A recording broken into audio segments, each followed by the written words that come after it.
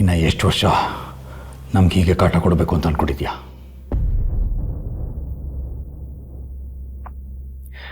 ದಯವಿಟ್ಟು ಈ ಡಾಕ್ಯುಮೆಂಟ್ಸಿಗೆ ಸೈನ್ ಮಾಡು.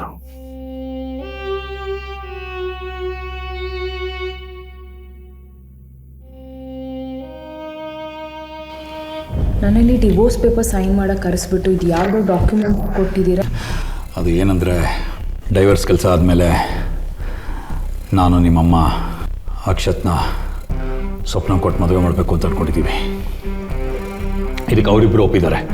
ಇನ್ಫ್ಯಾಕ್ಟ್ ಸ್ವಪ್ನ ಅಕ್ಷತ್ನ ತುಂಬ ಪ್ರೀತಿಸ್ತಾ ಇದ್ದಾಳೆ. ಆಮೇಲೆ ಅಕ್ಷತ್ ತಾತನಿಗೆ ಒಂದು ಆಸೆ ಇದೆ.